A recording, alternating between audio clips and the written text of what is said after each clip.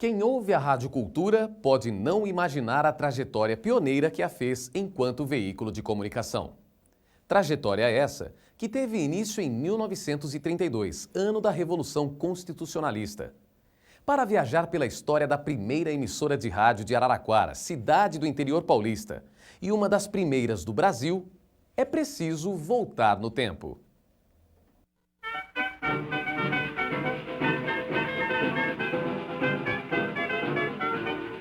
Estrada de Ferro Araraquara. Aqui começa a viagem pela história da cultura. Não pelos trilhos, mas pelas ondas do rádio. Mas se você vai dar o fora... Ano 1923. 6 meses após a inauguração da primeira emissora no Brasil, a PRA2 Rádio Sociedade do Rio de Janeiro, circulava pela imprensa nacional a notícia de que ferroviários araraquarenses haviam montado uma estação receptora de radiotelefonia. Diziam os jornais que essa estação permitia captar irradiações transmitidas no Rio e em Palermo, na Itália. Estava assim plantada a semente que, poucos anos depois, iria gerar a primeira emissora de rádio em Araraquara, interior de São Paulo. 1923 foi o ano em que chegou à cidade um jovem chamado José Araújo Quirino dos Santos. Ele veio de Campinas com o pai, que fora destacado pelo governo do estado para trabalhar na Estrada de Ferro Araraquara, a EFA. E foi na ferrovia, em menos de 10 anos, que o jovem Quirino conquistou seu primeiro emprego como escriturário.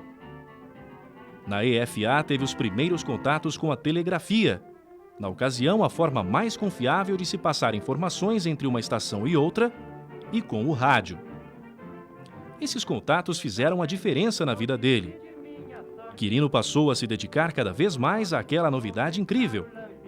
Como era possível transmitir e receber sinais ou mesmo a própria voz a quilômetros de distância? Intrigante e interessante. A busca por respostas iria levá-lo a um rico aprendizado. No dia a dia da Estrada de Ferro, o jovem escriturário conheceu Alcides Alves Ferreira, outro interessado em radioeletricidade, e juntos iniciaram experiências que foram impulsionadas pelas descobertas tecnológicas do fim da década de 20.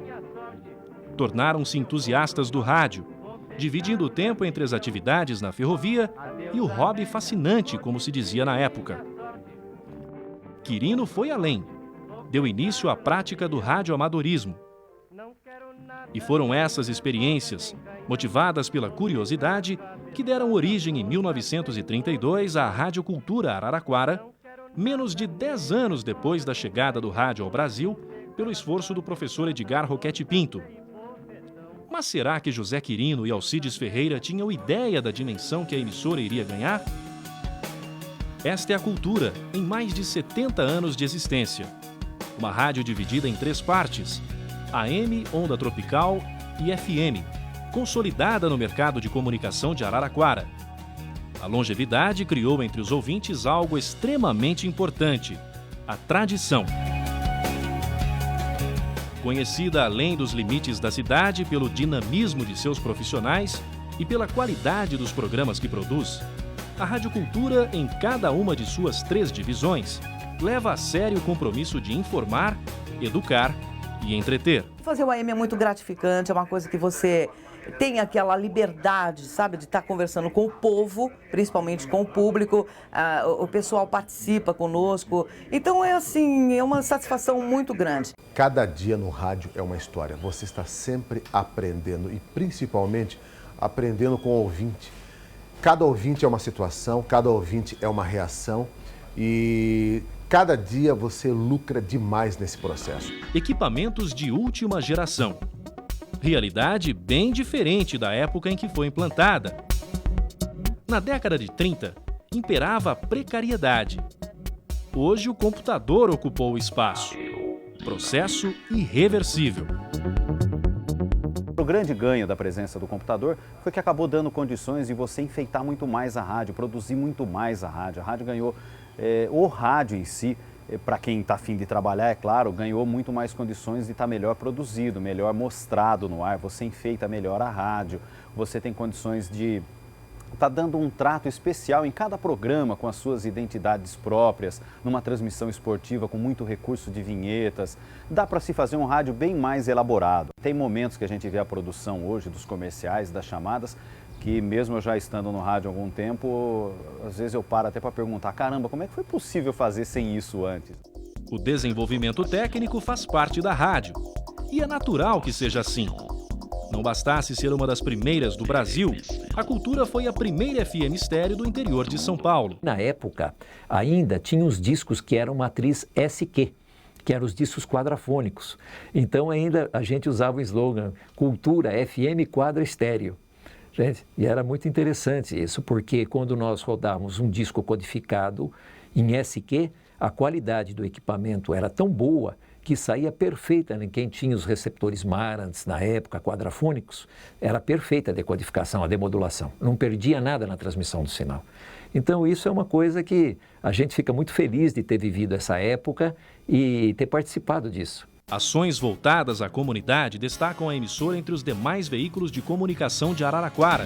Essas ações estreitam os laços de credibilidade entre quem a faz e quem a recebe por causa da proximidade. Eu estava achando que o rádio, de certa maneira, estava precisando ter uma ação mais direta com o público. Ele estava muito longe, ele estava prestando muito pouco serviço para a comunidade de Araraquara. Então apareceu um projeto, o ano passado, de um programa chamado Rádio Cidadania, que tinha por objetivo servir o público, tá? Dar uma assistência ao público. E eu só realmente comprei a ideia, eu fiz uma reunião com o pessoal da rádio e comecei a ser um advogado do diabo com eles, porque eu queria saber se eles iriam só detectar um buraco na rua ou uma doença cardíaca, por exemplo, ou se eles iam resolver aquilo. O Rádio Cidadania existe desde dezembro de 2002. Fez 20 mil atendimentos contabilizados. Os casos são de câncer que a gente encontra já a princípio, quer dizer, salvando vidas. E eu acho que esse é o nosso maior triunfo. O programa nasceu para ser um programa semanal e ele hoje é um programa diário e eu acho que ele está servindo muito bem a população de Araraquara e da região. É no olhar atento que se tem ideia da dimensão da obra iniciada pelos pioneiros José Araújo Quirino dos Santos e Alcides Alves Ferreira. De volta ao passado. Os trilhos da estrada de ferro Araraquara conduzem aos preparativos para a primeira transmissão da Rádio Cultura. A data, 16 de maio de 1932. Era noite quando foram ao ar os tímidos sinais da emissora, montada por Alcides Ferreira. José Quirino, em carta publicada no jornal O Imparcial do dia 7 de julho de 1932, explicou a finalidade.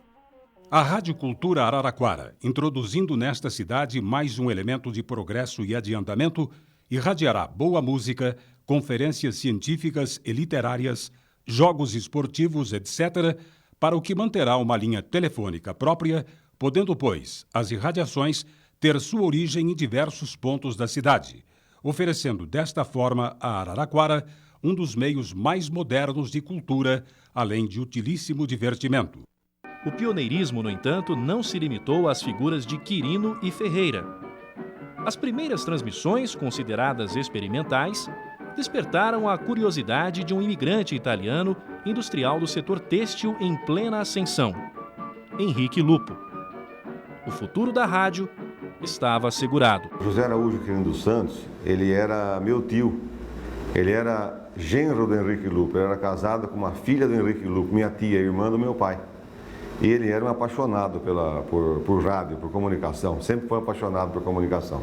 Quando a carta de José Quirino foi publicada em O Imparcial, uma sociedade já havia sido acertada entre ele, Alcides Ferreira, e Henrique Lupo. O patriarca da família italiana escolhera o filho mais velho, Rômulo, para representá-lo. Um contrato foi firmado em junho de 1932 e registrado no cartório do Registro de Hipotecas, no dia 7 de julho do mesmo ano. É preciso ressaltar o fato de a data anteceder em 2 dias o início da Revolução Constitucionalista, período de grandes dificuldades aos sócios. Quirino e Ferreira chegaram inclusive a ficar presos na cadeia pública durante 3 dias por conta do envolvimento com os ideais cívicos paulistas. Eles foram acusados de instrumentalização política.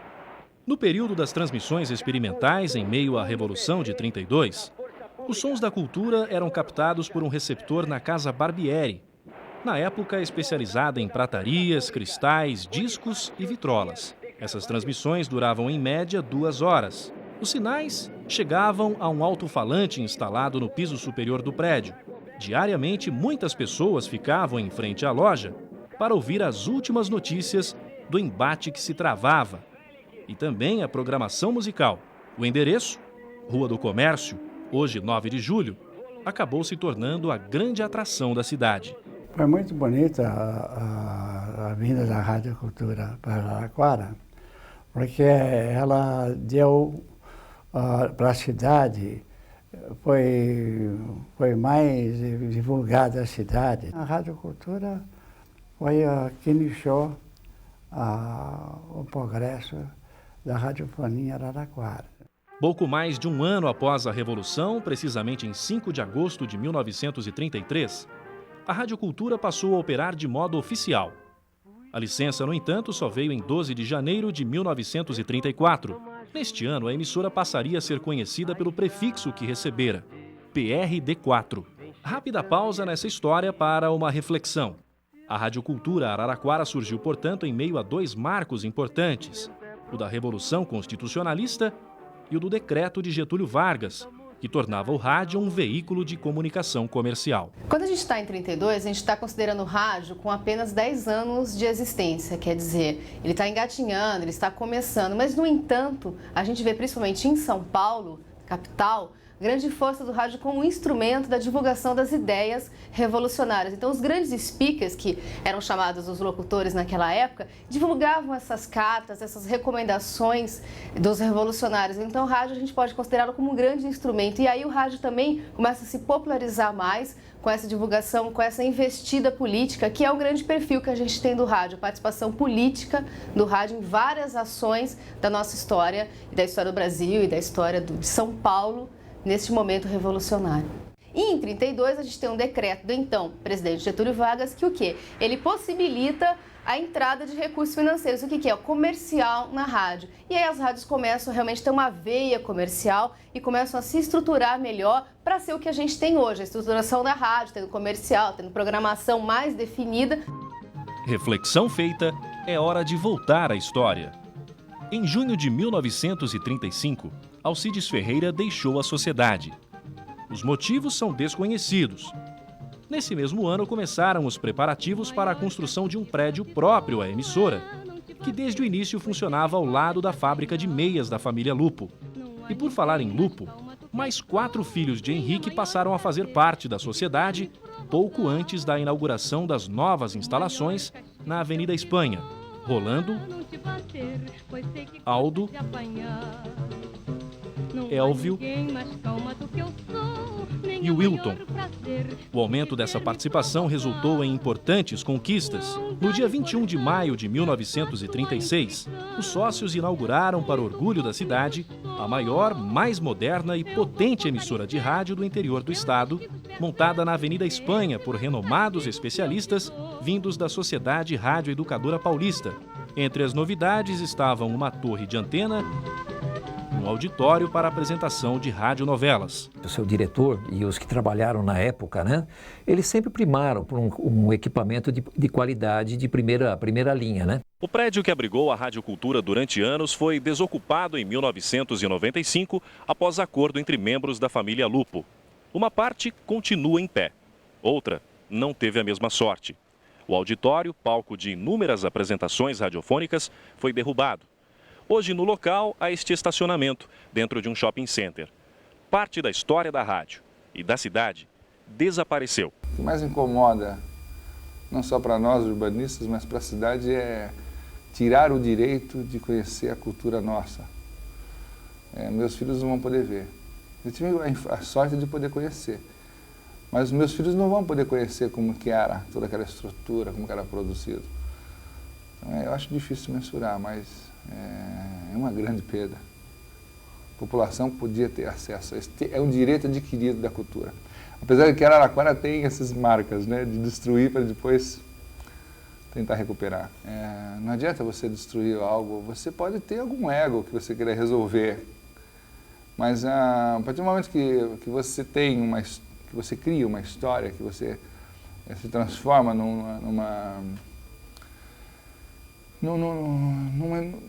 em marcos que definiram o seu passado, que você criou uma cidade, porque a família toda, dona do imóvel, criou uma história e ela é responsável por aqueles cativos, né, entre aspas.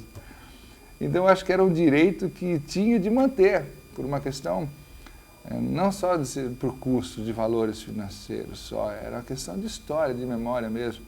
Os avanços não pararam ao longo dos anos. Nas décadas de 40 e 50, alterações de potência e de localização das torres foram feitas, além da conquista da concessão para ondas tropicais. A FM veio em 1948, mas a modalidade só foi explorada comercialmente na década de 70. A licença chegou em 1975.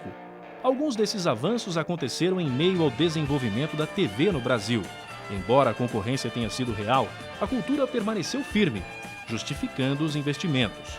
Foi na década de 80, durante a curta gestão de Wilton Lupo, que se viu amplo desenvolvimento. A direção da Rádio Cultura importou dos Estados Unidos o que havia de mais moderno na época. Um transmissor Collins, uma mesa de som também da mesma marca Collins, que é o que fabrica equipamento para Rockwell, que fabrica até equipamento espacial, processadores de áudio, gravadores, novos tocadiscos e equipamento que havia de mais moderno e cartucheiras, né, que tocam os comerciais.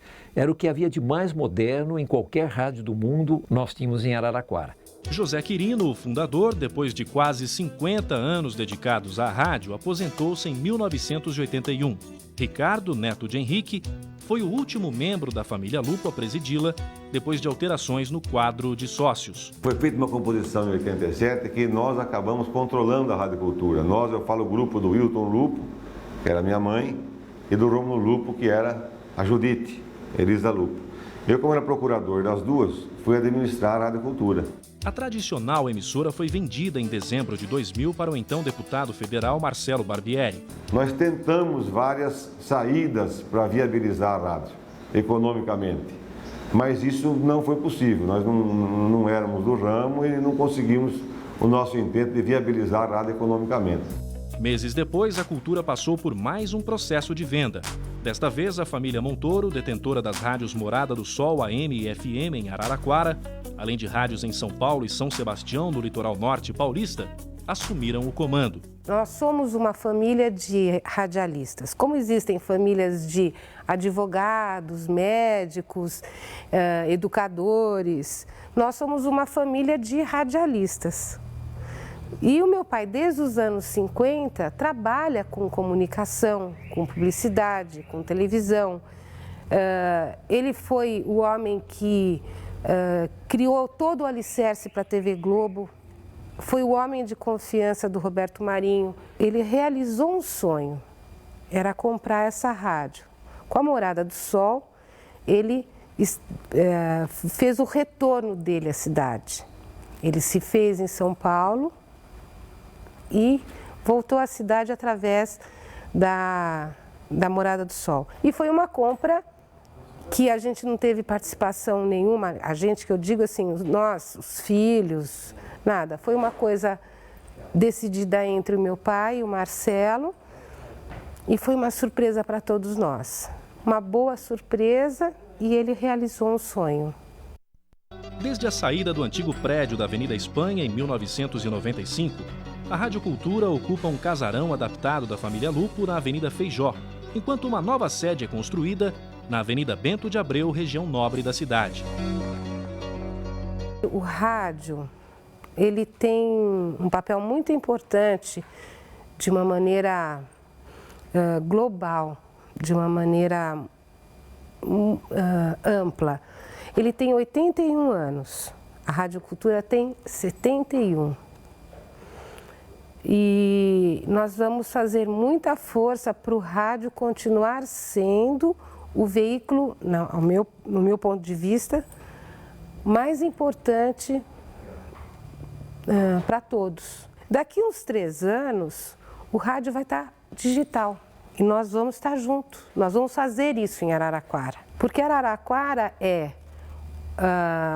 como algumas cidades do interior paulista ou como de São Paulo, cidades onde o rádio é o verdadeiro formador de opinião.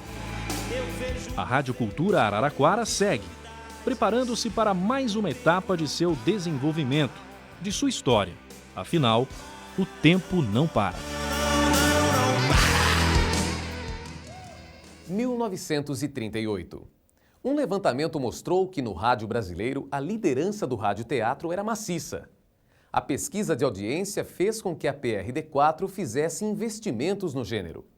Os mais renomados autores entravam em contato com a emissora para a comercialização de suas peças. Mais de 3 décadas e o radioteatro da Rádio Cultura demarcou o território do sucesso. A Ceia dos Cardeais, de Júlio Dantas, registrou o início desse sinônimo de fantasia, o teatro irradiado. Por 30 anos, a Rádio Cultura Araraquara pôde manter no ar apresentações de peças completas de radioteatro, com o programa Radioteatro PRD4. Seu elenco era, na maioria, composto por atores amadores, profissionais de outras áreas que faziam radioteatro por hobby, com muito idealismo e dedicação. Por intermédio da Rádio Cultura Araraquara, muitos deles se projetaram profissionalmente. Foi a primeira rádio emissora de maior porte de Araraquara, né? E dela saíram muitos artistas, muitas pessoas que antes não tinham oportunidade de se projetar porque não havia aonde se comunicar. E a rádio liberou esse pessoal que tinha dom artístico e que não podia ser divulgado, começou a divulgar por intermédio da Rádio Cultura. E tinha também os artistas que revelaram nas novelas, que boa parte foi para a Rádio Tupi de São Paulo, outra parte para a Nacional, diversas rádios foram regimentando essas pessoas que se revelaram, entendeu? Ivani Ribeiro, Otávio Gabos Mendes, entre outros autores, se correspondiam com a Rádio Cultura a fim de comercializar seus textos originais. Dentre tantos nomes que mais tarde se tornariam conhecidos do grande público, um teve destaque especial, o do araraquarense Francisco Inácio do Amaral Gurgel, por se tornar um notável escritor de radioteatro. Daqui saiu bons artistas, como por exemplo, em questão de novela, nós tivemos um senhor que chamava Amaral Gurgel, que foi um dos maiores novelistas do Brasil. Depois de um certo tempo, ele era ferroviário e não tinha oportunidade de se revelar. E na cultura ele começou a fazer novelas, que foram novelas famosas, como o Pão Duro, Deus lhe pague, que teve divulgação internacional na época, entendeu?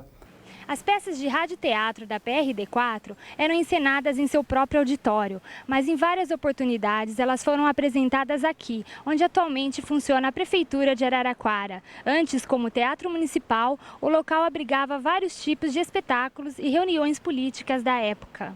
Um dos atrativos das peças de radioteatro eram os efeitos especiais.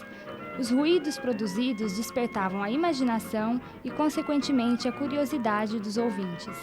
Sonoplastia, né, no radioteatro da Rádio Cultura era uma coisa muito artesanal, né? O que você fazia para imitar sons de chuva, som de trovão, né? Usava-se a folha de zinco, enfim. O recurso que se tinha à mão era o mais simplório possível, né? É importante dizer que uma das coisas que mais valorizaram o radioteatro dessa época foi exatamente a sonorização. Quer dizer, a música, o som, a sonoridade, por assim dizer, traduziam numa linguagem musical o sentimento que o autor da novela estava querendo expressar naquele exato momento, né? Se era uma dor pungente, né? era comum se usar, por exemplo, a Patética de Tchaikovsky para dar um fundamento, né, para aquela cena, né? Isso realmente foi uma coisa importante que o rádio na década de 60 conseguiu. Sob a direção de Joffre Rodrigues Davi, as transmissões de rádio-teatro mobilizavam toda a cidade, fazendo com que os ouvintes parassem o que estavam fazendo para ouvir a Rádio Cultura.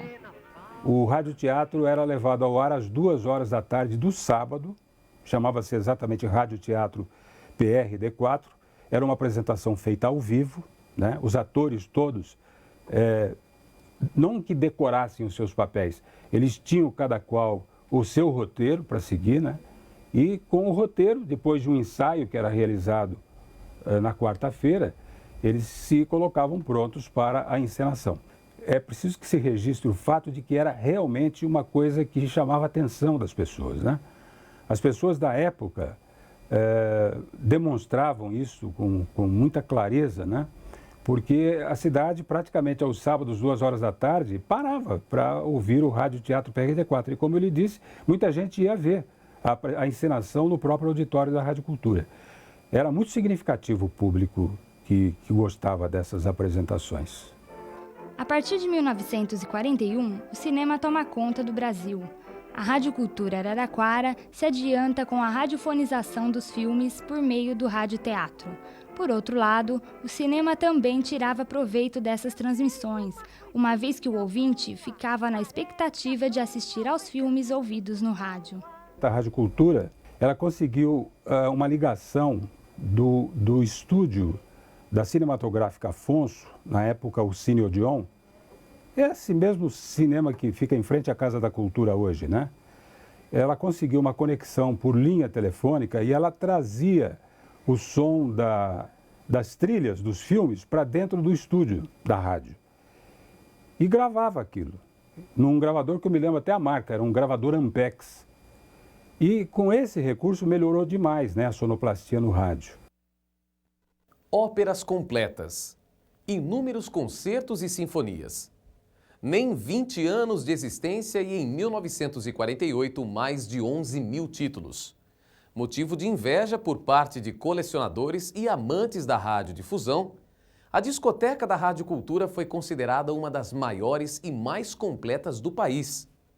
A consciência do valor incalculável que se encontra nos arquivos da emissora foi o motivo da total dedicação por parte dos discotecários no que diz respeito aos cuidados de conservação e organização. Tanto que gravadoras utilizaram parte do acervo da Rádio Cultura para o lançamento de coletâneas digitalizadas.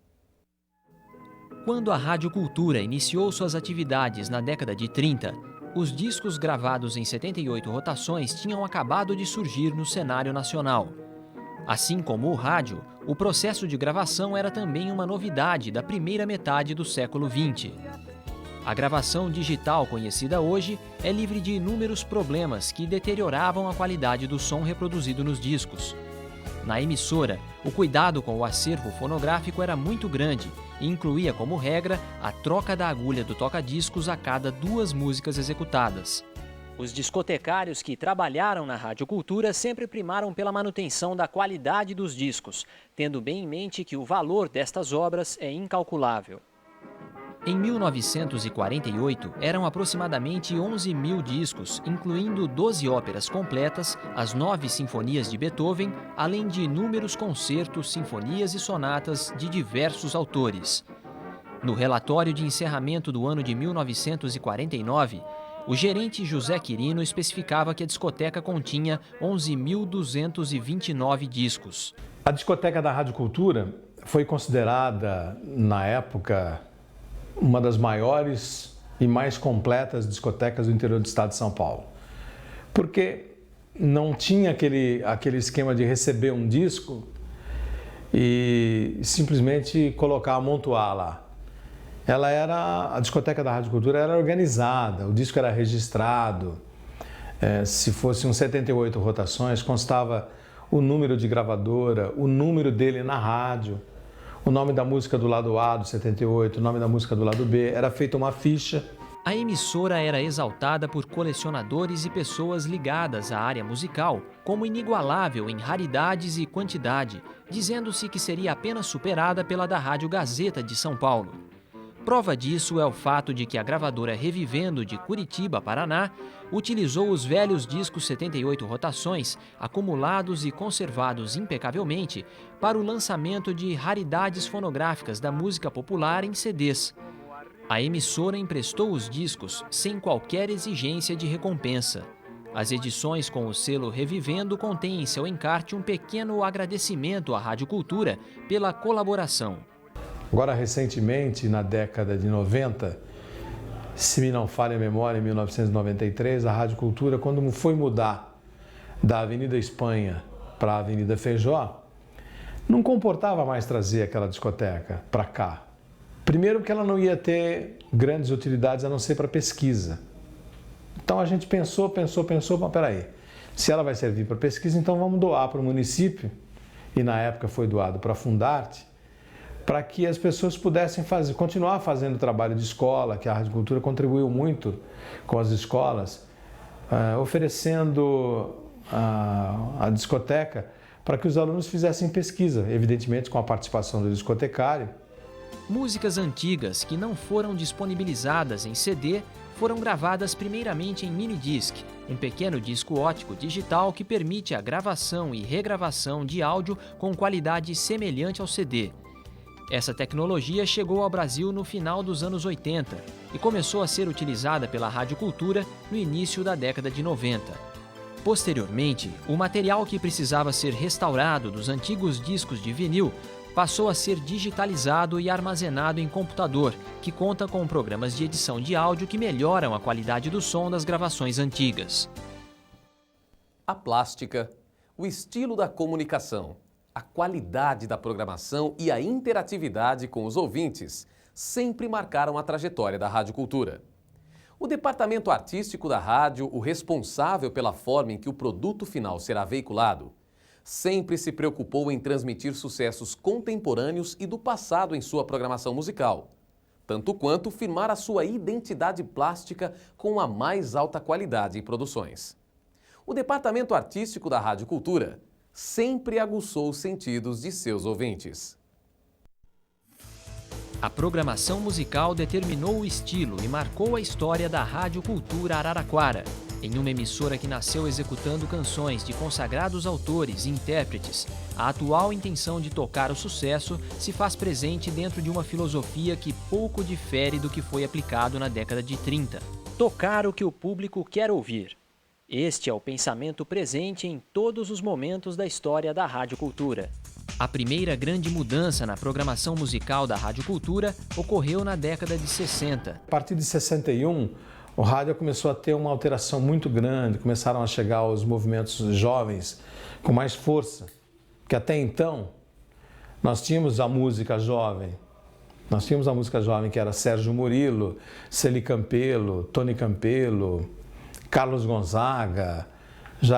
A música jovem já tinha seu pique, só que estava para chegar um movimento bem mais pesado, que era com a presença dos Beatles, Jovem Guarda, junto com os Beatles, Rolling Stones. E aí a coisa mudou. Esse movimento Jovem Guarda, muitos cantores surgiram. Em tempos anteriores, na era romântica do rádio, como alguns definem, as boas condições técnicas da Rádio Cultura permitiam a apresentação de músicos e cantores em seus estúdios. E os programas de auditório eram os mais destacados. Também uma orquestra de música só de cordas, que é o Ângelo Bonetti e os irmãos dele, o Luiz, e outros mais componentes, o Cortese, que só tocavam instrumentos de corda, né? Então tinha um programa para isso, né? Tinha programa também de música, cantores, né? Que foram se projetando e foram por aí afora, Brasil afora, tendo que isso ele tudo conseguiu graças à Rádio Cultura. Desde os dias iniciais da Rádio Cultura, o programa Para Todos atendia pedidos dos ouvintes. A participação ocorria mediante pagamento de um valor estipulado pela emissora. O programa Para Todos permaneceu no ar por mais de 20 anos, atendendo pedidos musicais e transmitindo homenagens, recados, juras de amor e outras mensagens. Com o tempo, o número de pedidos começou a diminuir, em virtude do acesso que a população teve aos aparelhos de vitrolas e aos discos. Mas o principal fator que provocou o declínio do programa foi a chegada de várias emissoras de rádio em outras cidades do interior.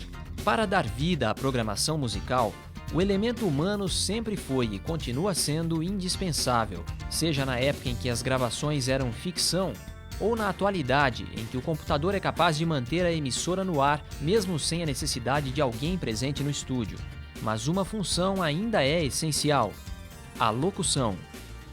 A Rádio Cultura Araraquara sempre deu muita importância aos locutores que passaram por seus estúdios. Enio Rodrigues Caraça, Wilson Silveira Luiz, Wilson de Freitas, José Carlos Sicarelli, Araquém Toledo Pires, Nilson Leite do Amaral, César Brasil.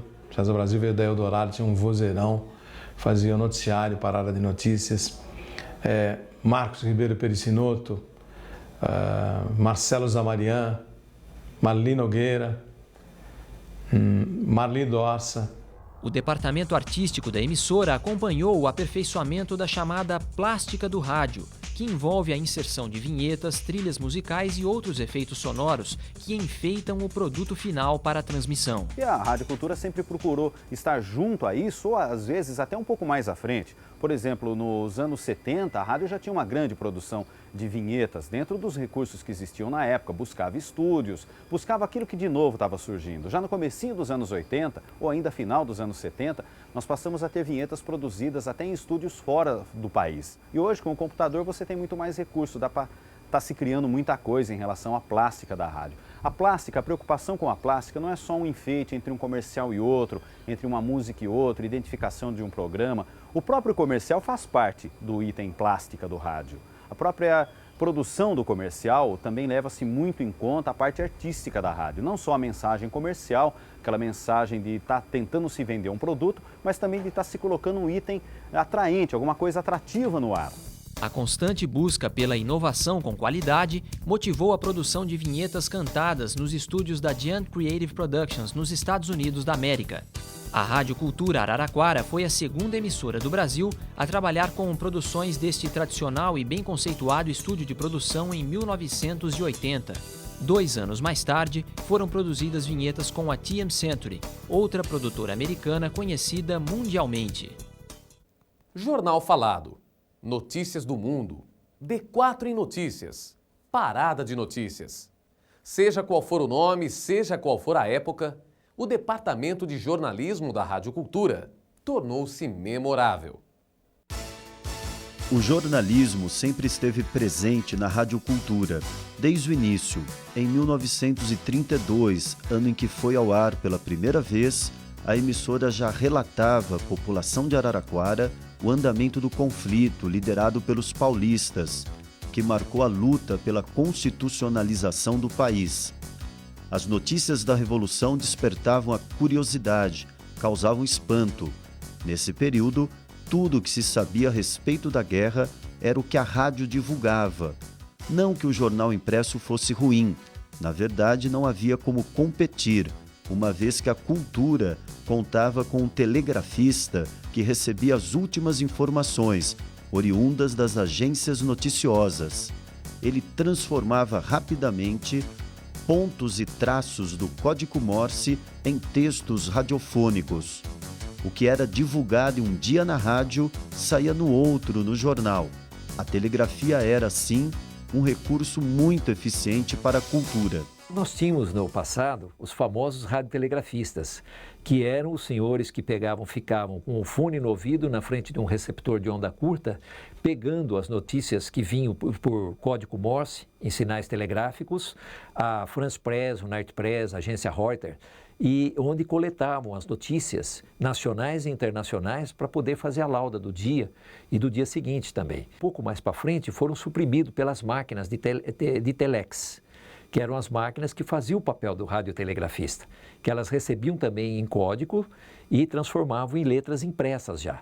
Mas esses abnegados funcionários, eles digitavam ali a 20, 30 palavras por minuto, até 40 palavras por minuto, os mais hábeis no teclado, isso indo naquelas antigas máquinas Hamilton mecânicas. E papéis e mais papéis saíam dela. Sem ufanismo, muitas das vezes esse radiotelegrafista conseguiu trazer notícias muito importantes concomitantemente aos grandes veículos de comunicação da época.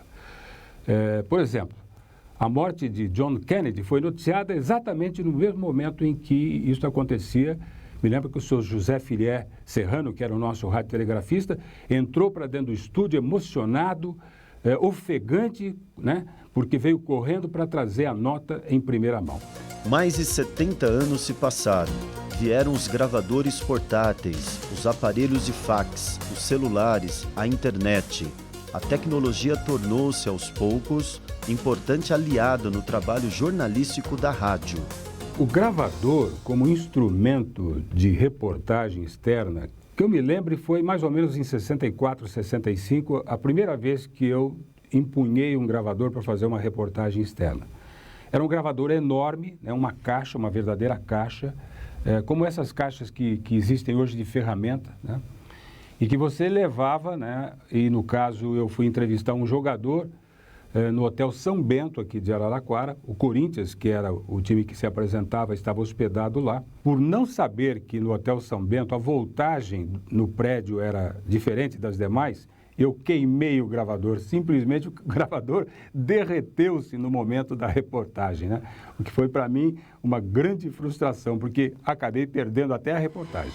Até a década de 40, boletins informativos eram distribuídos na programação. Em 1945, haviam Notícias do Mundo, com 7 edições diárias. No ano seguinte, a rádio transmitia 3 jornais falados, todos objetivos com, no máximo, meia hora de duração. Na década de 50, o programa de jornalismo mais famoso foi o Imparcial Informa, apresentado por José Rufino. O Imparcial Informa era levado ao ar no chamado horário nobre. Ele era apresentado das 20 às 20 horas e 30 minutos, né? Era uma audiência maciça, uma audiência total, porque até então a televisão não havia chegado a Araraquara e o rádio, que não perdeu a sua força, que continua com a sua força, o rádio continua um excelente meio de comunicação de massa. Ele tinha uma penetração total, né? E o Imparcial Informa tinha essa audiência assim maciça, né? Mas foi nos anos 60 que a radiocultura deu o primeiro passo na criação dos programas jornalísticos feitos em equipe. O D4 Notícias, alusão ao prefixo da rádio PRD4, é considerado o precursor dos grandes jornais irradiados pela emissora. Bom, o D4 Notícias foi, como a maioria dos programas feitos pela Radiocultura, né, nesse período aí de 1960 para frente, um jornal criado por pessoas que se interessavam por jornalismo, mas que não eram jornalistas.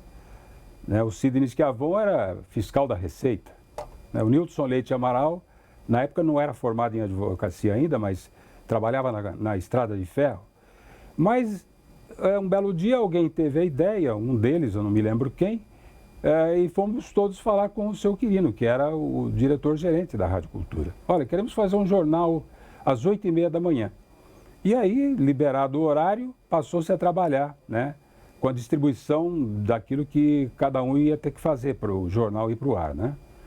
Muito antes de se falar em interatividade, a rádio já a permitia ao ouvinte. Na década de 60, um programa que parava literalmente a cidade. Era o Quem Pergunta é Você, quem responde é o prefeito. A repercussão era tanta que o programa se tornou um dos maiores sucessos da rádio. Mas havia um preço, a política. Eu era o xerife do jornalismo. E o Rômulo sempre se retardava em dizer se ele ia ser candidato ou não. Então o Rubens Cruz, na ocasião era prefeito, tinha sido apoiado pelo Rômulo, tudo bonitinho e tal. E o Rômulo então resolveu ser candidato. Então na quinta-feira eu fazia programa com o Rubens Cruz e o Rômulo então resolveu me veio falar que ele ia fazer um programa também na sexta-feira. Então eu fazia na quinta, quem pergunta é você, quem responde é o prefeito, e na sexta, quem pergunta é você, quem responde é o ex-prefeito. Então e o Rômulo sempre querendo atacar o Rubens Cruz. Outro programa jornalístico dos anos 60 foi a Parada de Notícias, que permaneceu no ar até a década de 90. Quando cheguei à Rádio Cultura, em 60, já existia um programa jornalístico que se chamava Parada de Notícias. Era um programa jornalístico de meia hora. Nessa meia hora, os apresentadores se dividiam na locução, na leitura de textos noticiosos. Havia uma opinião no jornal que era denominada ponto de vista, e essa opinião pertencia ao editor, chefe, que era o Araquém Toledo Pires. Os anos 90 marcaram a chegada da opinião, do sensacionalismo, necessidade comercial. José Carlos Madalena, polêmico jornalista da cidade, passou a comandar o jornalismo da rádio, apresentando um programa diário com mais de 4 horas de duração. A audiência era maciça e não se limitava à cidade. Casos do cotidiano, às vezes simples e relevantes, passaram a ser levados ao conhecimento da população. Expressões fortes eram ouvidas sob o argumento de que se tratava de jornalismo com emoção. A Era Madalena, que começara em 1993, durou até 1999. Neste mesmo ano, a rádio tentou voltar aos velhos tempos do jornalismo sem opinião, com o Jornal da Cultura, mas o resultado não foi positivo. Pouca audiência, poucos anunciantes. O jornalismo com emoção criou raiz. Duas épocas se uniram para deixar uma mesma impressão: a de estarmos assistindo a partida que está sendo irradiada. As dificuldades de transmissão foram muitas, porém, nada além do que foi a projeção do Departamento Esportivo da Rádio Cultura. Muitos profissionais de renome no cenário da locução esportiva passaram pelos microfones da emissora, que mais do que qualquer outro veículo de comunicação da época, projetou seus horizontes no time que deu glórias e mais glórias para a cidade, a Associação Ferroviária de Esportes. A história da programação esportiva da Rádio Cultura pode ser dividida em duas épocas.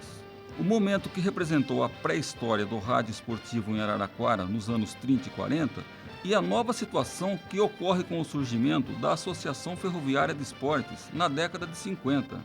Os radialistas que hoje integram a equipe de esportes seguem os mesmos ideais de precursores que iniciaram suas carreiras na emissora e posteriormente conseguiram projeção nacional. É o caso de Enio Rodrigues Caraça, Wilson de Freitas, José Carlos Sicarelli e outros. Para estes profissionais do rádio esportivo, a Rádio Cultura há de ser lembrada como uma emissora de estreita relação com o esporte local. Se há um slogan que faz justiça à Rádio Cultura, é exatamente esse: a rádio da cidade. Desde a sua fundação, a Cultura foi uma emissora diretamente ligada às coisas de Araraquara. A situação política, a situação econômica e a situação esportiva de Araraquara.